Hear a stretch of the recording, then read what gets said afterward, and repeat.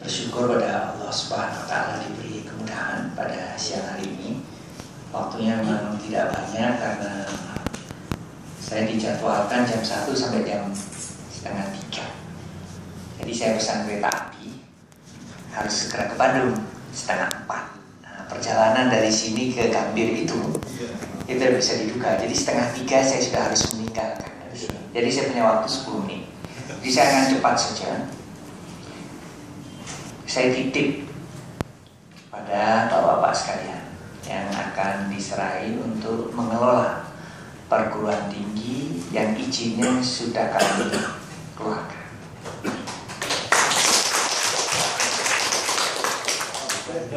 Jadi kata kunci yang sangat penting itu adalah mutu atau kualitas.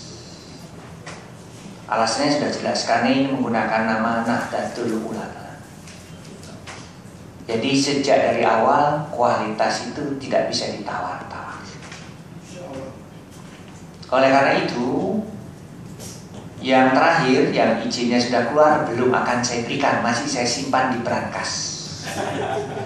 Jadi saya akan tengok di lapangan seperti apa. Kalau yang sudah terlanjur keluar, ya sudah nggak apa-apa. Tapi yang belum keluar itu masih saya simpan di brankas. Sudah ada di brankas saya. Tapi seperti saya sampaikan, tidak akan saya keluarkan kalau saya tidak memperoleh jaminan bahwa kualitasnya bagus. Sekali kualitasnya tidak bagus, nama NU juga rusak. Nanti akan diidentikan perguruan tinggi yang abal-abal itu ya punya NU. Nah, saya tidak terima itu. Saya tidak ingin itu. Apa yang disebut dengan kualitas? Apa yang disebut dengan mutu? Kualitas atau mutu itu segala sesuatu yang memenuhi standar yang digunakan untuk mengukur kualitas. Kita tidak usah sulit mencari standar. Standarnya sudah disediakan. Standar Nasional Pendidikan Tinggi. Jadi mohon semuanya mempelajari dengan baik Standar Nasional Pendidikan Tinggi. Dan itu diberlakukan pada seluruh perguruan tinggi di Indonesia. Jadi kita tidak usah pusing-pusing merumuskan. Tinggal dari waktu ke waktu kita usahakan. Itu adalah standar minimal. Minimal harus dipenuhi. Memang ini berat. Kalau zaman dulu mungkin nggak seperti itu. Tapi zaman dulu persaingan belum seketat sekarang. Saya sudah sering mengatakan lawan kita itu perguruan tinggi kelas dunia. Sudah ada di depan pintu kita. Sudah buka kampus di Malaysia besar-besar. Mereka bukan mencoba menangkap anak Malaysia, bukan, menangkap anak Indonesia. Ya, karena jumlah anak Indonesia yang ingin masuk perguruan tinggi dari waktu ke waktu bertambah. Jadi kita sudah punya pangsa pasar yang luar biasa. Apalagi Nahdlatul Ulama punya pangsa pasar sendiri. Tapi kan kita tidak hanya menghasilkan lulusan, bukan, tapi menghasilkan lulusan yang jagoan, tidak jadi pecundang nanti. Nah, ini penting. Sebab kalau dia jadi jagoan, itu sudah alat untuk kampanye perguruan tinggi kita. Dia menjadi agen promosi paling canggih. Ini penting, lulusan kita jangan jadi istilahnya itu the losers atau pecundang, tapi the champion, yaitu juara. Jadi kalau ada yang jalan, saya sering bilang, alhamdulillah itu pasti lulusan UNU Nusa Tenggara. Kelihatan, jalannya itu kelihatan, baunya pun kelihatan, itu khas. Ya. Karena apa? Kenapa itu bisa dibentuk? Itu kuncinya yang disebut dengan academic atmosphere. Bagus. Jadi tidak boleh nanti dosen itu hanya mengajar terus dia pergi. Jangan mengelola perguruan tinggi seperti mengelola SMP, SMA, SD. Jangan, ini beda. Beda sekali. Kalau hanya, saya selalu bilang, kalau perguruan tinggi hanya melakukan transfer of knowledge, mengajarkan ilmu saja, itu pasti kalah dengan Google, kalah dengan Wikipedia, kalah dengan internet, kalah dengan YouTube. Kita harus lebih dari sekedar transfer of knowledge. Jadi membentuk karakter, dosen ini perlu hadir terus di situ. Tidak boleh hanya mengajar, terus pergi pindah ngajar tempat lain, pindah ngajar tempat, karena hidupnya nggak sejahtera. Jadi kunci pertama yang saya pesan, sejahterakan dosennya.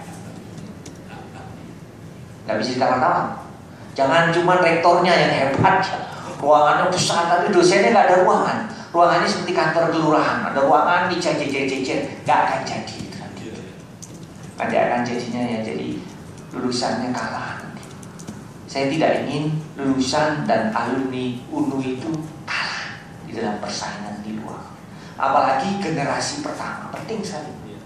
Generasi pertama itu harus membangun alumni-alumni yang tangguh. Ini didikan saya pertama.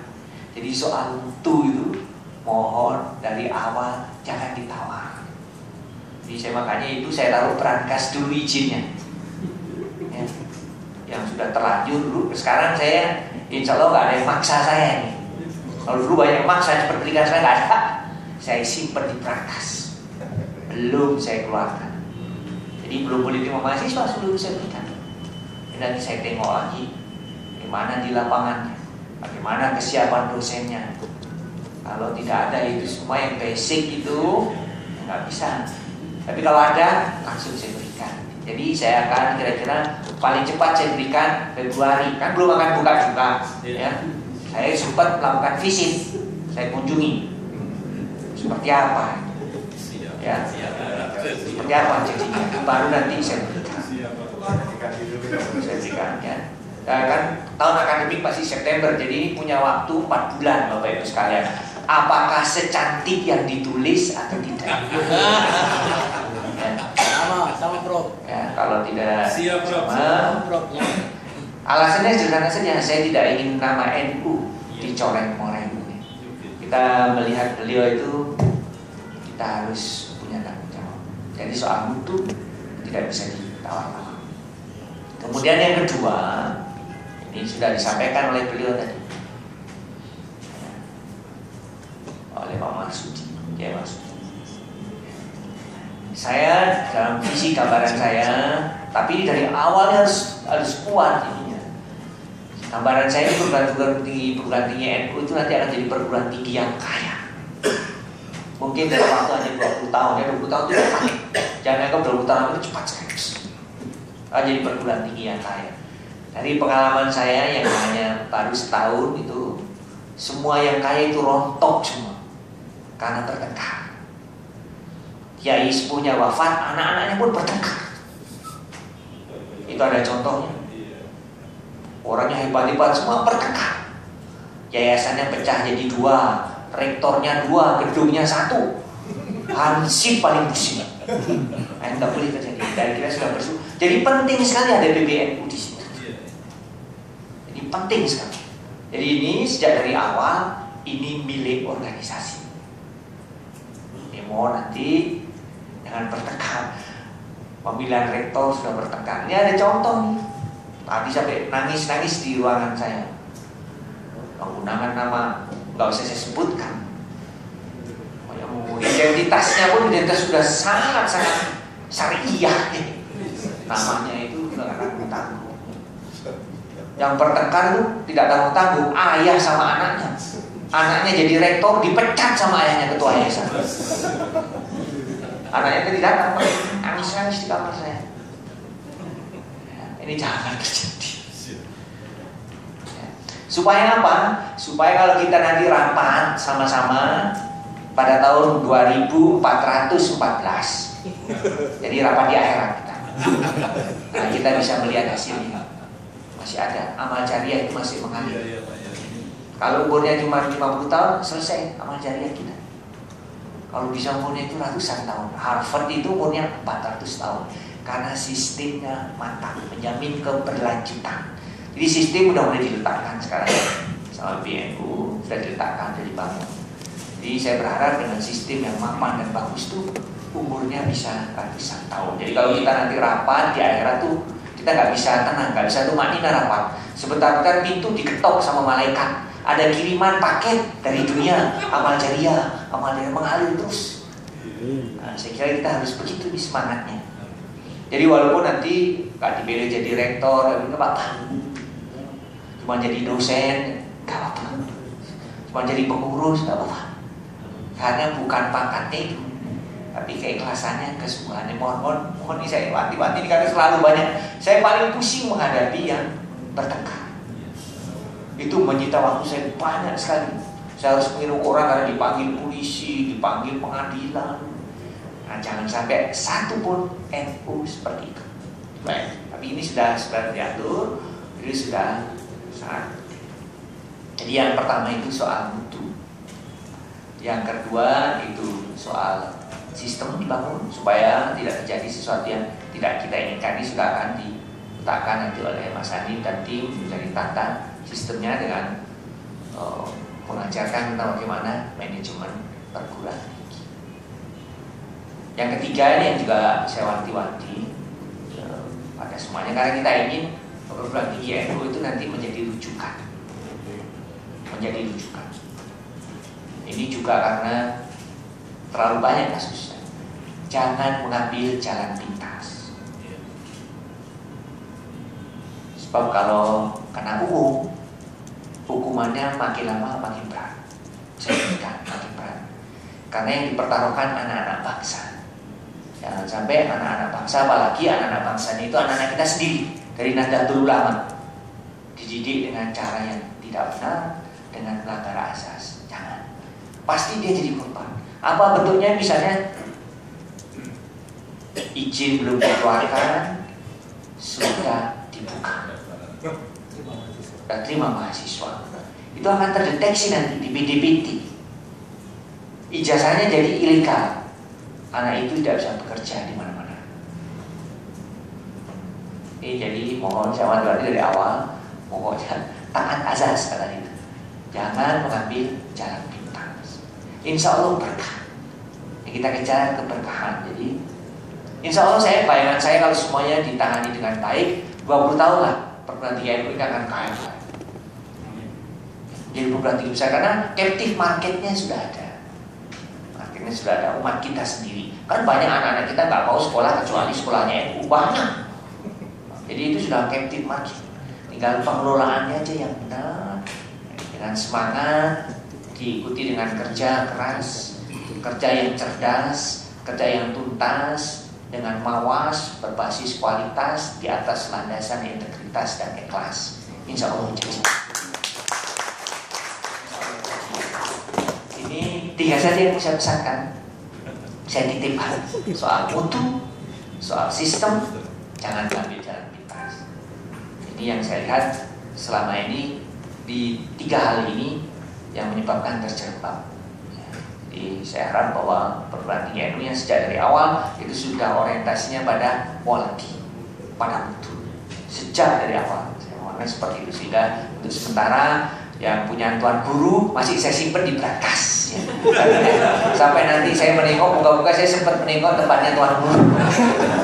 Karena saya udah jadi, ya sudah naik sudah antri di pesawat masuk, tiba-tiba nggak jadi. Jadi saya begitu tuan guru, moga-moga nanti saya sempat menengok di tuan guru sehingga bisa saya berikan intinya di tuan guru setelah siap itu. Yang lainnya juga sama. Ya karena saya sebut tuan guru karena saya sudah janji dengan beliau sebelum tapi tidak jadi sana karena sudah di pesawat tidak jadi berangkat. Jadi saya titip itu saja. Orientasi kita tetap ya. Jadi kita memiliki sebuah tujuan besar, yaitu negara kita ini itu amanah dari Allah. Dan saya melihat itu termasuk amanah kepada Nahdlatul Ulama, negara kita. Negara kita itu tidak ada dua di dunia, tidak ada. Dari sisi besarnya kita terbang dari Sukabumi 9 jam seperti dari Jakarta ke Dubai. Jakarta Dubai cuma 6 jam. Bentuknya pulau-pulau, sehingga bahasanya beda-beda. Jadi kita menghadapi negara situasi yang luar biasa kompleksnya. Jadi negara kita itu tidak pernah kekurangan masalah. Gak usah ngajari masalah udah banyak, jangan ditambah. Tidak pernah kekurangan masalah kita. Lalu kita harus bertanya, kenapa Tuhan menciptakan negara seperti Indonesia? Begitu kita lahir ceplok, udah kehadapan dengan masalah. Saya cuma memberi tafsir bahwa kita dipersiapkan oleh Allah untuk menjadi pemimpin dunia. Jadi saya punya cita-cita, dan cita-cita Nahdlatul Ulama ini nanti sebutannya bukan Asia Tenggara, bukan. tapi itu Indonesia Raya. Jadi Vietnam itu seperti Batak atau Madura saja, just another ethnic. Kita sudah biasa menghandle etnik. Myanmar itu juga sama seperti orang Jawa, orang Sunda, orang Banjar. Itu bagian dari Indonesia Raya. Nah, kuncinya di Indonesia. Dan itu salah satu kunci besarnya ada di Nahdlatul Ulama yang punya umat terbesar. Kalau umat terbesar yang tertinggal, negara itu tertinggal. Tapi kalau yang umat terbesar ini berada paling depan, negara terbawa. Jadi saya mohon semuanya punya ambisi Nahdlatul Ulama menjadi lokomotif. Menjadi lokomotif dalam pendidikan. Nah, ini cukup dari saya, cukup sekian. Saya mohon maaf tidak bisa lebih lama, tapi saya membuka diri